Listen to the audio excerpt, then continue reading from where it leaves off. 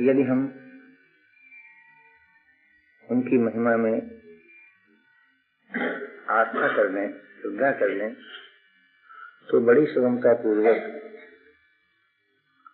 निर्बल से निर्बल प्राणी भी वास्तविक जीवन से अभिन्न हो सकते हैं। यह निर्विवाद सत्य है। अब रही बात ये कि या तो प्राप्त सामर्थ्य का सदुपयोग करें अथवा असमर्थता से पीड़ित हों। ये दो प्रकार के साधक होते हैं, एक समर्थ साधक होते हैं, एक असमर्थ साधक होते हैं। समर्थ साधक प्राप्त सामर्थ्य का सदुपयोग करते हैं और असमर्थ साधक अपनी असमर्थता से पीड़ित होते हैं। असमर्थता का अर्थ सामर्थ्य का अभाव नहीं है, अपितु प्राप्त सामर्थ्य का सदुपयोग नहीं कर पाते, कर सकते हैं और नहीं करते। क्यों नहीं करते? इसका कारण तो केवल यही मालूम होता है कि हम भूल जनित सुख लोलुपता में आबद्ध हो जाते हैं अथवा वास्तविकता से निराश हो जाते हैं।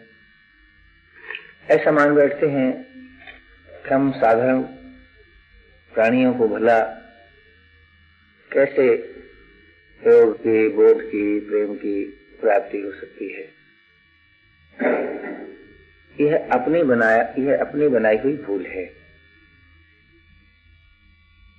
प्राकृतिक नियमानुसार वर्तमान की आवश्यकता ही भविष्य की उपलब्धि होती है। जो मांग है उसकी पूर्ति अनिवार्य है, परंतु हम इस मंगलमय विधान का आदर नहीं करते और निराश हो जाते हैं। अथवा ऐसा सोचिए कि जो करना चाहिए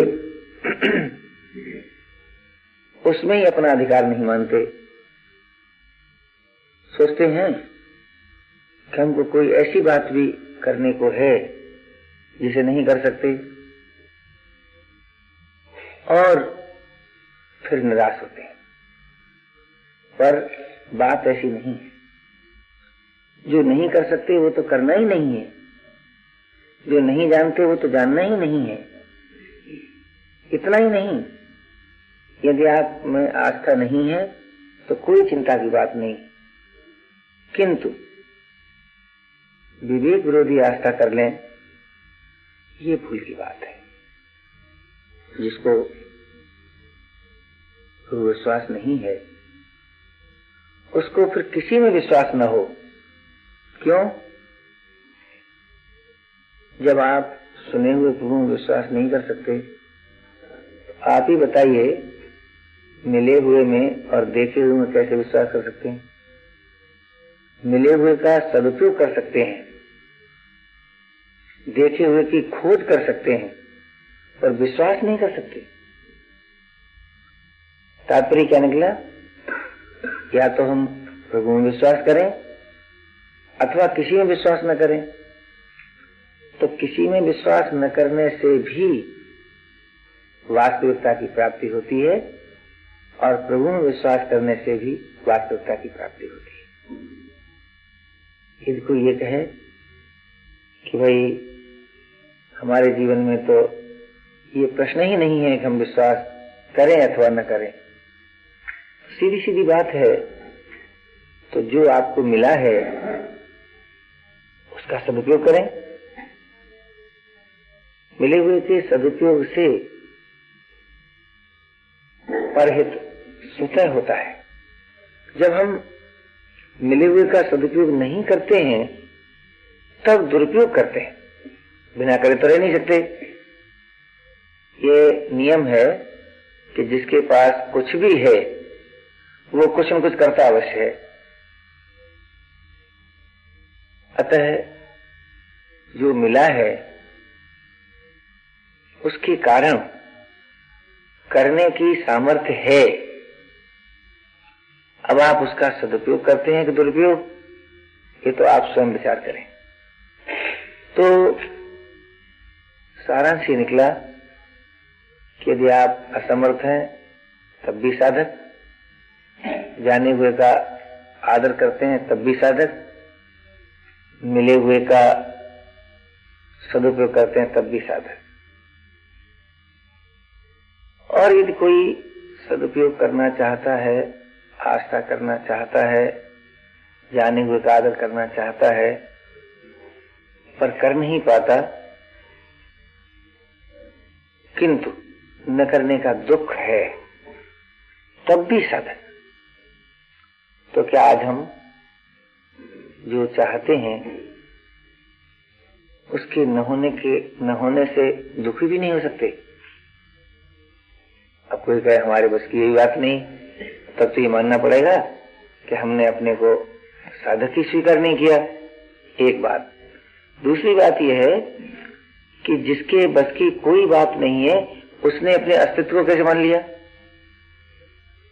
आप देखेंगे विचार से तो आपको ये मालूम पड़ेगा कि कुछ न कुछ आप जरूर कर सकते हैं, कोई न कोई दायित्व तो आप पर जरूर है। तो जो कर सकते हैं उसके करने का नाम ही तो कर्तव्य परायणता है, और जो नहीं करना चाहिए उसके करने का नाम अकर्तव्य है।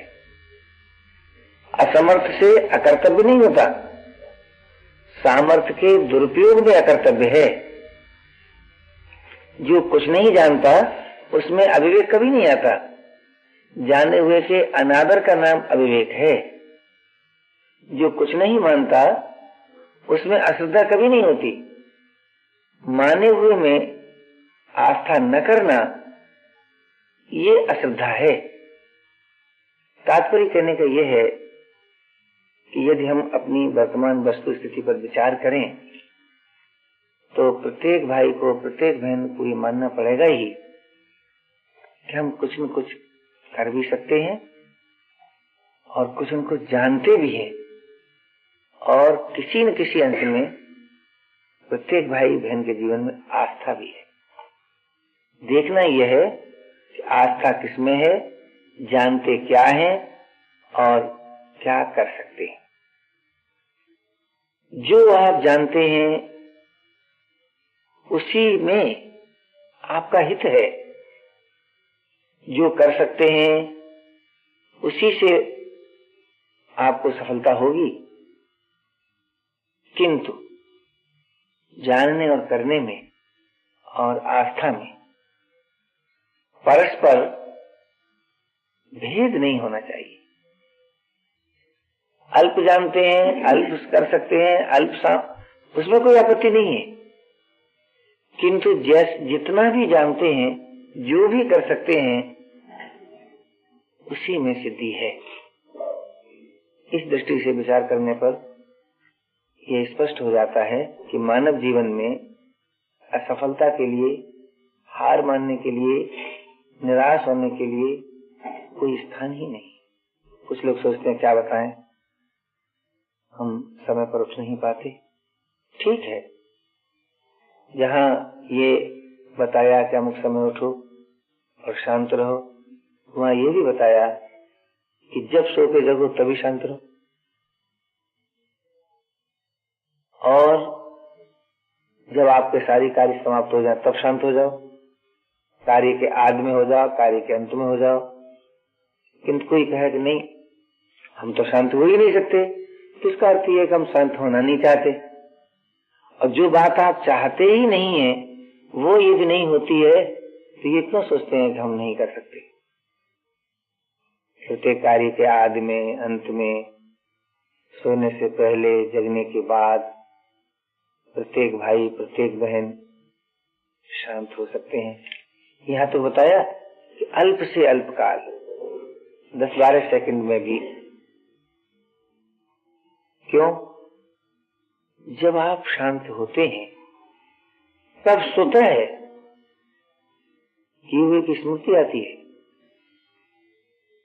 और जब किए हुए की स्मृति आती है तब आपको स्वयं अनुभव होता है कि हमने वो भी किया जो नहीं करना चाहिए और वो भी किया जो करना चाहिए। ये अनुभव प्रत्येक भाई को, प्रत्येक बहन को होता है। यदि आप अपने इस अनुभव का आदर करें तो जो नहीं करना चाहिए उसको न करने का निर्णय कर लें, और जो कोई ऐसी बात की है जो करना चाहिए तो उसके फल में आसक्ति न रखें। क्यों? जो करना चाहिए वह समष्टि शक्तियों से संपादित होता है, और जो नहीं करना चाहिए उसकी उत्पत्ति अपनी भूल से होती है। तो जिसका संपादन समष्टि शक्तियों से हुआ है उसके फल में आस्था रखना अथवा उसकी आशा करना, ये तो एक ऐसी बात है जैसे किसी दूसरे के किए हुए का फल भोगना। ईमानदारी नहीं है ना। और जो भूल से कर चुके हैं उसका तो और कोई उपाय नहीं है सिवाय इसके कि भाई अब नहीं करेंगे। तो जो नहीं करना चाहिए उसको नहीं करेंगे, और जो करना चाहिए उसे करेंगे। करेंगे क्या? वो होगा। भाषा की दृष्टि से संकेत में कहना पड़ता है कि जो नहीं करना चाहिए वो नहीं करेंगे और जो करना चाहिए वो करेंगे। ये एक भाषा है। वास्तव में जब हम वो नहीं करते हैं जो नहीं करना चाहिए तो वो स्वतः होता है जो करना चाहिए। तो अब केवल अपने पर इतना ही दायित्व रहा कि हम अपनी वस्तु स्थिति से परिचित हो जाएं, और उसमें यदि हमें कोई ऐसी बात मालूम पड़ती है कि जिसको हमने अपनी भूल से किया है अब उसको नहीं करेंगे।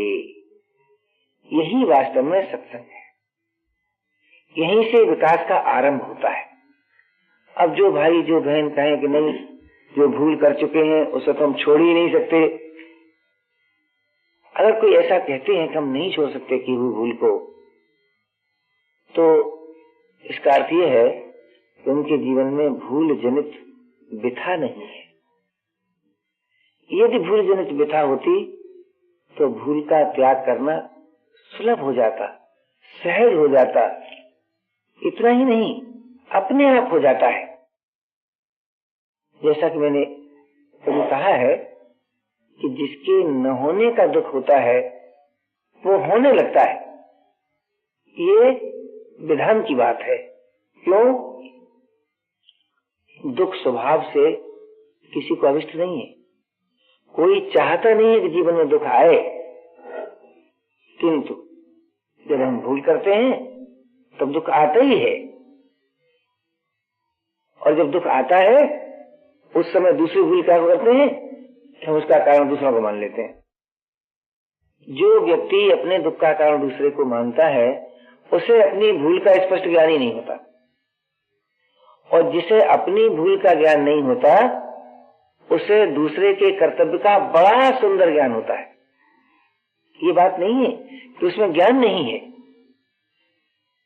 दूसरे के कर्तव्य का पूरा पूरा ज्ञान, यहाँ तक कि लोग ऐसी प्रार्थना करते हैं कि देखिए आपने ये नहीं किया और आपने ये नहीं किया और आप ये कीजिए। अर्थात प्रभु के कर्तव्य का भी ज्ञान रहता है, जगत के कर्तव्य का भी ज्ञान रहता है, संबंधियों के कर्तव्य का भी ज्ञान रहता है। आप सोचिए तो सही, जब आपको सभी के कर्तव्य का ज्ञान है तो आपको अपने कर्तव्य का ज्ञान क्यों नहीं है? आपको अपने कर्तव्य का भी ज्ञान है, परंतु आप अपनी ओर देखते नहीं। क्यों नहीं देखते? कि आप दूसरों से सुख की आशा करते हैं, अथवा अपने दुख का कारण दूसरों को मानते हैं। जो जब तक मानव अपने दुख का कारण किसी और को मानेगा तब तक वो ये आशा करे कि मेरा दुख मिट सकता है, वो नहीं मिट सकता। और जब तक वो दूसरों से सुख की आशा करेगा तब तक जीवन में दुख न आ जाए ये कभी संभव नहीं, अवश्य आएगा। तो हम सबकी से सबसे बड़ी भूल यही होती है कि हम दूसरों से सुख की आशा करते हैं और अपने दुख का कारण दूसरे को मानते हैं। सुख की आशा की नहीं कि राग उत्पन्न हो जाएगा, अपने दुख का कारण दूसरे को माना नहीं कि द्वेष उत्पन्न हो जाएगा। राग और द्वेष के रहते हुए न कोई स्वाधीन हो सकता है और न अभिन्नता को प्राप्त होता है। द्वेष ने ही भिन्नता को पोषित किया है, राग ने ही हमें पराधीन बनाया है। हमारी पराधीनता में और कोई हेतु नहीं है, हमारा अपना राग है और वो राग केवल सुख की आशा से उत्पन्न हुआ है।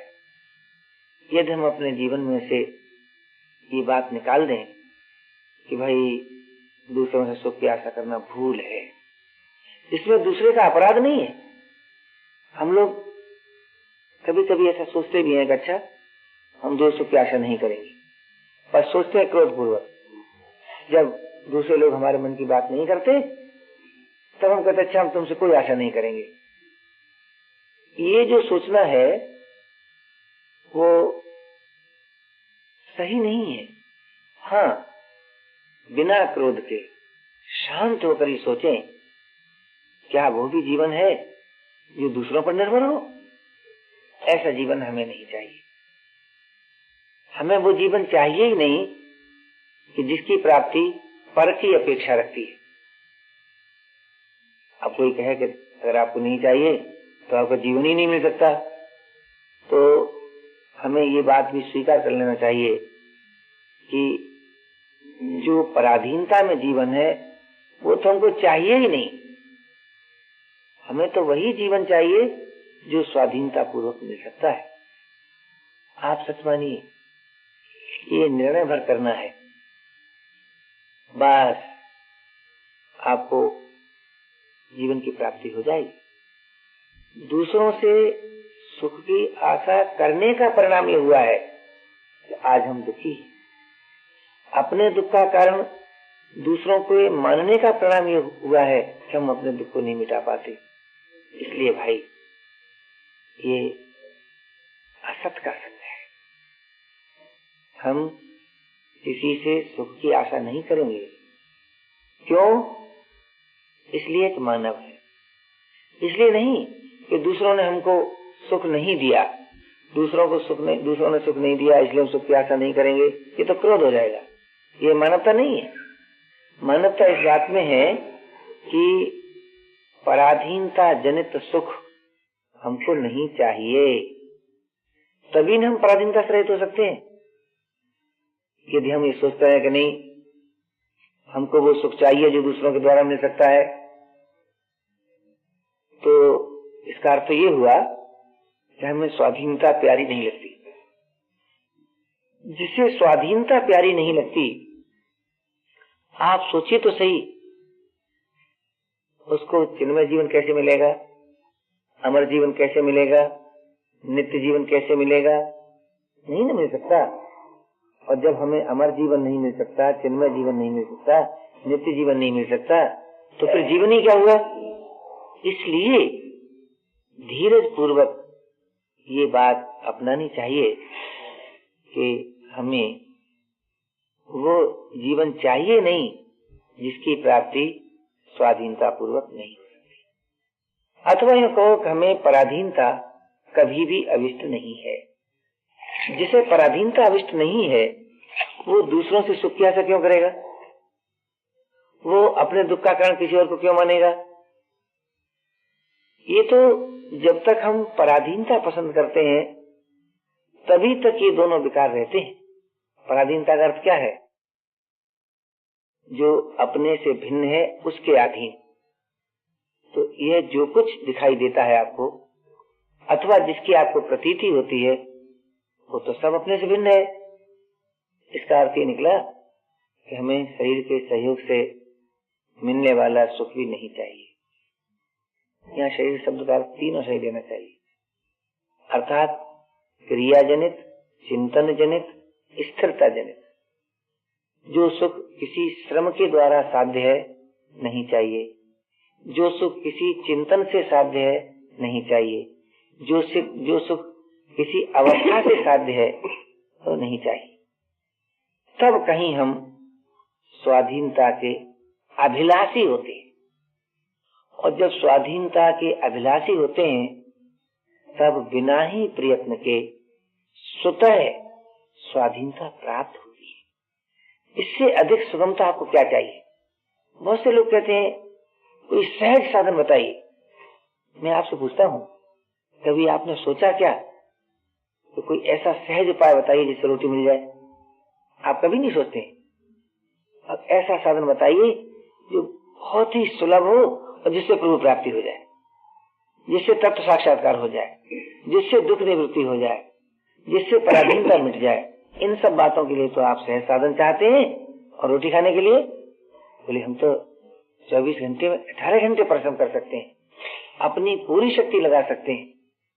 तो रोटी खाने में आप पूरी शक्ति लगा सकते हैं, और सच्चाई की खोज में आप सोचते हैं कोई सहज साधन बताइए, सुलभ साधन बताइए। मैं आपसे पूछता हूँ, रोटी खाने के लिए जितना श्रम कर सकते हैं, सत्य की खोज के लिए इतना क्यों नहीं कर सकते? उतना तो कर ही नहीं सकते हैं ना। तो आज हमें सत्य की प्राप्ति क्यों नहीं होती?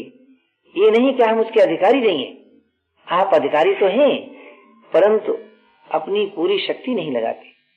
और इतना ही नहीं, ये आवश्यकता भी अनुभव नहीं करते कि हम स्वाधीनता के बिना किसी प्रकार नहीं रह सकते। जिसकी प्राप्ति आवश्यकता मात्र में निहित है उससे निराश हो जाए, और जिसकी प्राप्ति विधान से संबंध रखती है, हमारे मांगने से संबंध नहीं रखती, हमारी कामना से संबंध जिसकी प्राप्ति नहीं है, उसकी आज हम आशा करते हैं। प्रत्येक परिस्थिति किसी व्यक्ति की निर्मित नहीं है, प्राकृतिक विधान से निर्मित है।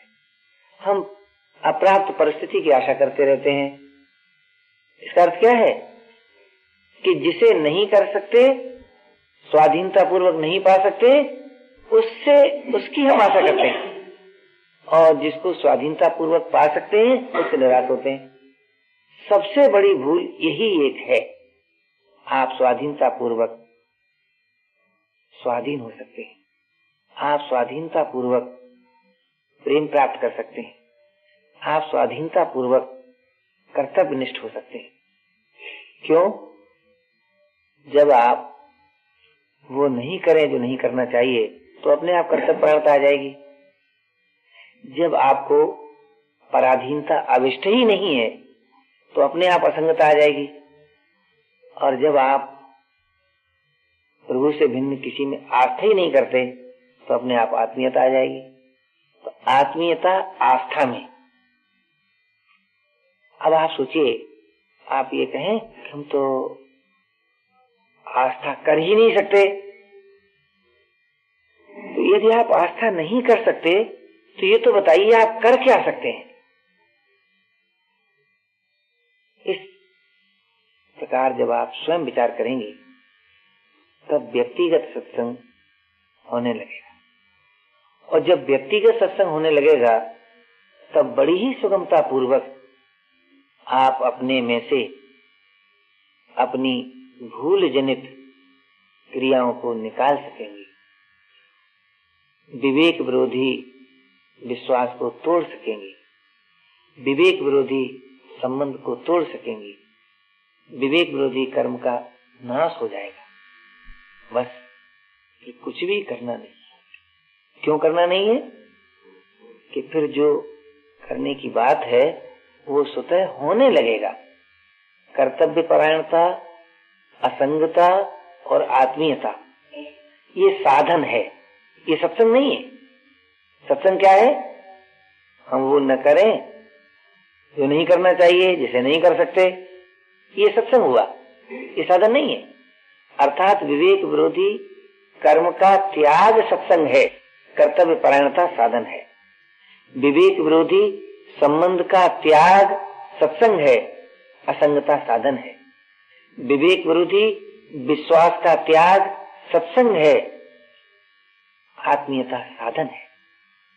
कर्तव्य परायणता, असंगता और आत्मीयता प्रत्येक भाई को, प्रत्येक बहन को व्यक्तिगत सत्संग करने पर स्वतः प्राप्त होती है। इसमें लेस मात्र भी संदेह नहीं है। कर्तव्य परायणता आते ही आप चाहो तो न चाहो तो आपका जीवन जगत के लिए उपयोगी हो जाएगा। असंगता प्राप्त होते ही आपके न चाहने पर भी आपका जीवन आप अपने लिए उपयोगी हो जाएगा, और आत्मीयता प्राप्त होते ही आपका जीवन प्रभु के लिए उपयोगी हो जाएगा।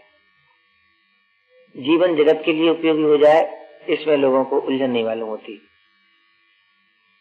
आश्चर्य नहीं मालूम होता। अपने लिए उपयोगी हो जाए, ये भी बड़ी सुगमता से मान्य हो जाता है। परंतु जब मैं ये कहता हूं कि आपका जीवन प्रभु के लिए उपयोगी हो जाएगा, तब थोड़ी चौंक पैदा होती है। क्यों होती है? कि वो सोचते हैं जो समर्थ है, भला उसको हमारी क्या जरूरत है? सोचिए तो सही, समर्थ को हमारी इसलिए जरूरत नहीं है कि हम उसको कुछ देंगे।